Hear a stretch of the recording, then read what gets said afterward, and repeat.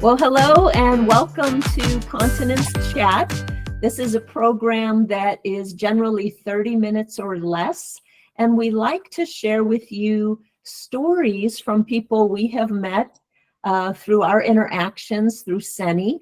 And today we have a very special guest, and I would love for Deanna to introduce our guest to everyone. Yes. Well, thank you, Suzi, and thank you to our viewers this week. I feel personally like we have a very special guest, Marcia Miller, who is out of the Orlando, Florida area and just opened up an assisted living community in addition to being the owner and founder of a small personal care home in Florida for many years, is our guest today. I've known Marcia for several years, and I have to say, I always enjoy spending time with you. You're one of the most inspirational people that I have ever met. You're always positive and upbeat and a plethora. I feel like you're a walking encyclopedia of all things, either assisted living or small group home or just senior living, really, in general. So it's my pleasure, Marcia, to welcome you to Continence Chat today. Thank you, Deanna. Thank you, ladies, for having me on. We're excited about this. Who would ever thought we would be having this conversation about continence product and being excited, but it's something to be excited about. Yeah. And I'm just wondering, maybe it's just a way of getting started. Do you mind sharing a couple of things? I'm very interested in hearing about your new assisted living community and the solar part of that. And then maybe just a little bit about your background and how we came to know one another. Sure. So his history, background, this year will be my 10th year in business. So I am excited about that. And of course, you know, we're going to have a big party, annual excuse for a party with the seniors. But I started this journey because I was caring for my own. And I just could not find something that, as a family, that we were all in agreement with. The large communities are wonderful communities, but we wanted something a little bit more person-centered. So I started looking at the smaller home, and I love the private home model because then I could do everything that we wanted for her. So that's how I got into this space. Fast forward 10 years now, I still have my adult family care home with two of my original residents. And recently, by the way, I just convinced my 92-year-old aunt to relocate from New York to come live with me. Wow. Big deal. That's a whole nother chat. But anywho, so my colleague and I had been working together over the years, Edith Bort, and we decided, you know what, we wanted to do a memory care and provide that kind of safe space for seniors that are still struggling and are getting lost, wandering in a larger community. And so that's how the memory care came to be. We got licensed in February of last year, so we're 1 year in. And the reason we're the first solar powered was accidental, believe it or not. In the licensing phase, we had already put in we have to have a generator, right, ladies? So we had put in the generator, the propane, la, and the what do you call it? The board came back and said, we can't do it. So we had to pivot, and hence solar panels went up. And we became the first. And ACA, when I called the state agency that licensing us, when I called, she said, well, there's nothing in the guidelines that says you have to have it that way. So it was silent. So we became the guinea pigs. And so they had to work out all the details. And so finally, yeah, we got our license and we're the first one. And we got to test it out during Hurricane Ian. And we kept it moving. So thank God for that. Wow. I love that. I think that's a legacy thing too. Like, who would have thought, right? Like, that's awesome. Yeah. So we just kept it going. You know, once you're an entrepreneur, you just pivot. You just don't die. You have to find another way. Yeah. You know, one of the things, Marcia, that I've always appreciated about you caring for the seniors, and I'm just curious if you still do this, because I remember talking with you I don't know. I was saying, how was your weekend? What are you up to? And you said to me, we're going on a staycation. And then I was recently looking at your new video for your new ALF that I want you to, share about. But it mentioned the staycations again. Is that something, I really don't know the answer. Is that something, I think it's super unique, where you are going on vacation with your roommates, right? And your seniors, but staying, because you're in the Orlando area, you're typically setting up shop, so to speak, visiting at an area resort. And I just think that's really cool. Can you share, I'm assuming you're still doing that. And what do those people that are in your community, like, they must love that. I love vacations. I mean, I just think that's awesome. People need to know that. I'm telling you, my ladies are, and we call them in the adult family care home, we call them the Serenity Pearls. And over here at your sanctuary, we call them the gems at your sanctuary. And so they're just jewels to us. And so, yeah, they are down for anything. And so that first trip, we went to a hotel, and I was actually by myself, but I took 3 of the more high functioning ones, and it was just a blast. And we used a hotel pool, and we just pretended we were somewhere else. And now with this one, with my colleague, she has a timeshare. And so she will take, this is our first year. COVID stopped a lot of that, but she will take them to the timeshare. She does already with hers, and they go in a week and just, why not? Yeah. As long as they're able, they can. We went to the casino the other day. Wow. We went up to Hard Rock Cafe, and it was lunch, and they were having, let me tell you, they're living their best lives, ladies. That's the way it should be. Everyday, daily activities. That's the way that it should be. Yeah. So great. Is there anything about your new assisted living, your sanctuary, that you'd like viewers to know about? I saw the video. I thought it was awesome. So the most unique thing about your sanctuary is that we have a dedicated room that we call our Dove Room. And that room is specifically geared towards hospice clients. And so it's the master bedroom. There's more, like lounge chairs in there, things that the families can stay a little longer.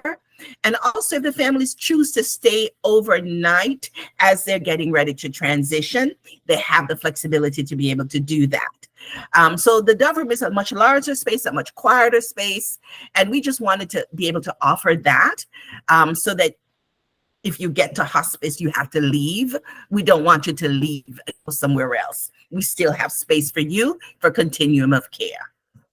That's awesome. And how many beds do you have in your community? 6 beds, female only. 6 beds, females only. Okay. Yeah. And Suzi, we're not very strong, because honestly, gentlemen, they may be 80 or 90, but they are strong. Yeah. Yep. No, I understand that. Sure. And then Suzi, Suzi's out of our California region, or a West region, but she resides in California. And I know they have in California, Suzi, you can speak better to this than me, but the RCFEs, and a lot of them, right? Like 3,000, I think was last time I checked, a lot. Right. And the term is a 6-pack. So they have 6 beds, 6 residents or less. And I see oftentimes a person or a family will own multiple 6-packs. But what I'm seeing with you, Marcia, is that there is nothing you haven't thought of. I love your attitude, the uplifting spirit that you are displaying and embracing. I'm seeing, even in your terminology, you're calling your residents Serenity Pearls or gems. And how many of us have had a parent, perhaps, or an aunt or a grandmother that's been in a situation where maybe they weren't looked at in that manner. Maybe they weren't respected or loved how we would have loved them, how we wanted other people to love them. And I'm feeling like, oh my goodness, if I had family members, I would want them in your care. I would want them in those locations. I mean, just thinking of the whole hospice realm.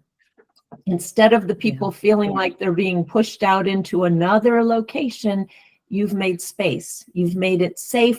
You've made it comfortable, not just for the person transitioning, but for their family members who are going through a lot of emotions as well. So, wow, I had no idea. Thank you so much for sharing all that. That's really heartwarming for me. You know, Suzi, it is a passion for me because I think it's more ministry, I'll say, more than anything else. For one reason, we may be the only face that our families that we have see, and I call them our families because they become family, but we may be the only face they see before they slip into eternity. I consider that a privilege. Sometimes their family cannot be there, but we are the ones holding their hands. And just to let you know, I'm really not the one who named them the pearls or the gems. We have such a community of support that we have a local restaurant that would send me money throughout the years to do this for them, have a party, do this. And their daughters, their twin girls, did a whole Easter luncheon with them, and they brought all pearls. And so we all had pearls on, and I just looked at them and, oh, and it was born. Wow. That's it. And then our consultant, when we did the memory care, we were talking, and Justin, she says, they're just a bunch of gems. I go, that's it. That's so awesome. It's a community. It is a community. And so you're right. We are very intentional about, we want to be different, and those are our differences. Yeah. I know I've been to your community, but it's really, to me, like walking into a home, and it just resonates that you're, whatever you want. Yeah, you're, to me, like a family, basically. That's like, at the end of the day, you can't really separate this as a community or this is a business. It's like, I say the word roommates or residents, but I mean that in a fond way of you're all one, Yes. so to speak. That's what I'm trying to say, is you're all one, right, together, just living life, you know, and that to me is the way that it should be. Nothing's changed, Yes. right? For people, it's just, you should be living that way. So, yeah, until they that's physically can't anymore. And when they can't, we have all the pictures and the videos of when they were able to. And so families can look at that. It's like when everyone transitions, I usually create a photo album. And in the photo album, this is sort of not, you know how they always say, never forgotten? I say, always remembered. And so in the photo album, it's just the best of the best and the quirky of the quirky and all the different photos from their time with us. And that they go home with. Yeah, that's awesome. That's awesome. Mm-hmm. I have to tell you, because I know I had mentioned this before we were taping here, but when I first joined the company many years ago, you were one of the first people to ask for some Seni samples. And I got you those Seni samples. And then I got a voicemail from you, and it was you screaming in the phone, which I still tell people to this day, fast forward 5 years, truthfully, I don't have to change sheets anymore. You didn't even say, this is Marcia. Hello, Deanna. All the voicemail was, I don't have to change sheets anymore. And I know it was you, obviously, because of the voice. And then since that period, I know we've worked together, but you called me the other day, and you kind of sort of left a similar message about one of your residents that was in the bathroom using a Seni product. I'll let you tell the rest of the story. But you were really excited again. And I feel like, oh, that's Marcia, who's got two good stories about people using Seni products. But can you just kind of let Suzi know and the viewers know what that call was about? It happened so organically, right? Because I'd been using Seni in the adult family care home. And when we started this, we were using the other kinds that, you know, we get donated and your new business, watching the budget. But then after we had a couple of clients, I said to my colleague, look, we are getting Seni over here. And so she agreed. And then we ordered like 4 boxes. And I started using it, but this was my day on duty. And out of the blue, I pulled it out and getting ready. She goes, oh, I like those. Those are soft. Now, she's 97 years old and she can tell the difference just looking at it. And for her, she pulled it up. She felt very confident and proud. And yeah, we call them underwear because it's underwear. We're not calling it anything else but underwear. Let's get your underwear out. You know. Yep. So it was a tickle that I had to call you. I'm like, Deanna needs to know this. And I love the fact too that you mentioned to me, Nikki Magyar, with the owner of Right at Home Home Care out of Orlando, is still providing you for with both locations. Yep. Yeah. Yeah. So that's interesting. So Suzi, we're as Suzi knows or whatever, but we're now working with a lot of the major home care agencies in the country who have vetted us as a preferred provider, really because they're starting to understand that more people want to age longer in place at home. And all of these hospital at home programs, pharmacy at home program, all these acts of assistance, so to speak, to keep people in their homes. Incontinence products is really a big part of that. And if people miss the boat, they can do a great job throughout the day. But if someone goes to bed at night and they're wearing an inferior product and they're wet and they're uncomfortable and they get up and they fall and they end up at the ER, all of those acts of assistance are just nullified like that. So Nikki has been a huge help to helping us kind of pioneer. I always say, right, Suzi, we're like pioneers in an old industry. Home care has been around forever. Incontinence products have been around forever, but we're on this mission to say, hello, everybody. It's critical to really look at products that people who want to age in place at home are using. So I'm thrilled. I've got to touch base with Nikki. It's been a little while, but I'm so thrilled that she is still offering the products to you and attending support groups and things like that. It's a big deal. It's a good thing. It's a good thing. We shared it with the colleagues in our chat to let them know, hey, this is still available. And I highly, highly, highly recommend it. I mean, think about it. When you go to the hospitals now, I don't know if you know this or not, but they don't even use those kinds of products in the hospitals anymore. I've had a couple of trips over the last year and they do a pirouette. And the pirouette that's it.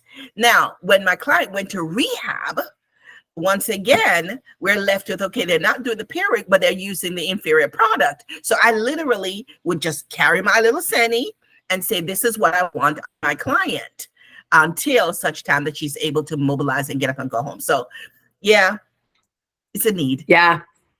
Yeah, we attend a lot of conferences, and we attended fairly recently the Wound Ostomy Continence Nurses Society, and we were having conversations with wound care nurses about that. And I think, I don't claim to know it all, and there's still a lot to be learned, but I think that practice of being, we hear different things. It's either air-free, diaper-free, product free, whatever we want to call it.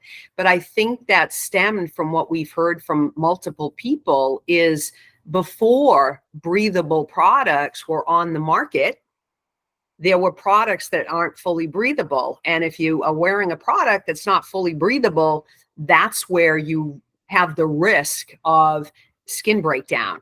And so when a number of hospitals started to have issues, they made decisions to go product free and use a brief only if someone needed an imaging exam, for example, or was going to rehab or was going to therapy, and they would put that product on, and they still do, from what we understand, depending on the hospital. And then PureWick, came into the marketplace as an option for hospitals that have folks with severe incontinence. So yeah, we're going to be knocking on doors in that hospital market very soon because we just feel like, from a dignity perspective, is that what you feel? Yeah, I'm curious. What's that part of it, right? So what are your thoughts on that? I absolutely agree with you. It is a dignity thing because the average person is not accustomed to walking around or laying in the bed with no underwear. At that age population, it makes them uncomfortable. But we're not looking at that. I get it. I get why you're doing it, the skin breakdown. But we have a great product in Seni. So let's have that conversation. Yeah, yeah. And I always think too, if you have all of your faculties, I always say this, I'm modest, I'm conservative. I mean, that's just who I am. If I have all my faculties, it doesn't matter whether I'm 40, 50, 60, 80, 90, it does not matter if I have all my faculties. I'm going to be one of those people. I need something. I'm sorry. It's a dignity thing. Yeah. What are your thoughts, Suzi, on that? Well, I think when people are in a challenging situation, maybe a physical injury or disease, sickness has come into play, why wouldn't we want people to be comfortable? Why would we add something that is invasive or, causing pain or embarrassment? And, I'm thrilled at the enthusiasm by, what Marcia is sharing. A lot of times I feel like people just get pushed to the side and let's do what's convenient for the facility. And it's not necessarily the best choice for the person. So when Marcia is sharing about person-centered care, I mean, that's really, I think, as a nation where we should be headed, where we're looking at the individual. What does this person need to feel safe, to feel comfortable, to feel like they're being cared for as an individual? So I'm just thrilled, Marcia, seeing your passion and all the different ways you had to pivot, and hats off to you. Thank you, my dear. I appreciate that. They have value. They contributed to society. They continue to have value. Even my team, when we talk about, best practices and what we should be doing and how I want them to be cared for, I am just happy to know that when the families walk away, they're telling me, your team is doing a great job. Then that's all I ask. Be kind, be compassionate. When you're talking to the residents, sit at their level. Don't stand over them. It's the little things, Yeah, agreed. And it's such a trust factor too.